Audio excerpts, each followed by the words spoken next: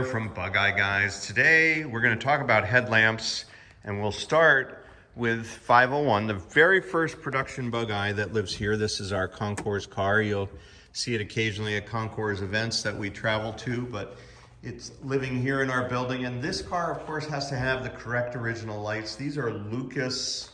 This is, again, a gold level Concours car, so all this stuff really matters. There's a Lucas emblem here. This is a sealed beam from the era. This car was built in '58, of course, so it's an authentic sealed beam. Very basic bulb, kind of a yellow hue. You'll notice also the original park lights had that same yellow kind of vibe about them. Over here we have a Bug Eye that's been extensively modified, including a dog has been added. And on this one, we have LED lights. So you can really see the contrast between the two options. These things are white hot and much actually brighter. You should be able to see that even from the video, that this stock configuration isn't really putting out a lot of brilliance and wattage, but these really get your attention, and that's something, of course, we're all very interested in. Much like a motorcycle, we want people to really see us coming down the road. You'll also see the sort of white hot LED lights. So we sell all these kits in our catalog.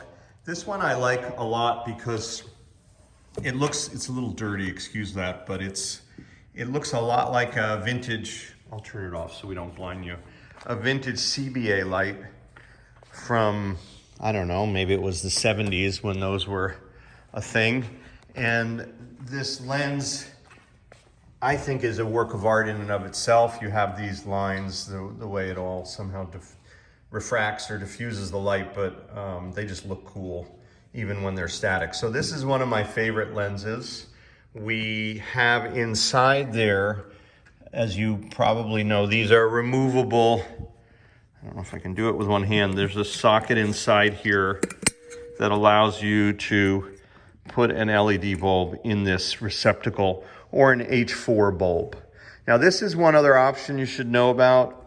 This is modeled after the PL700 vintage tri-bar bulb, and these are also available in our catalog. What's interesting about these is that they also have a daytime running light or a park light. If you've seen, for example, on 356s, this little bulb that's in the bottom quadrant near my pinky finger here, can you see it in there? It's a small bulb right there. And those are fed here. You can feed them from your park light circuit. They'd come on all the time as daytime running lights. And then you would feed the bulb from the center, the prongs here, you know, when they come into the bulb here, that feeds the light. And those are fed when the headlights are on. So if you want to use this style, you also could feed this with turn signals, so this light would light up, and then you'd have your turn signal here and also blinking here, which would be kind of fun.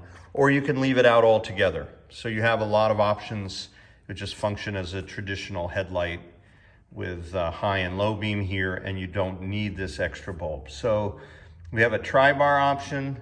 We have this sort of CBA copy option. And if you really want to be original, we also, of course, have plenty of steel beam options for you. You can call or email if that's of interest. So lots of headlight options here in our parts catalog here at Bug Eye Guys.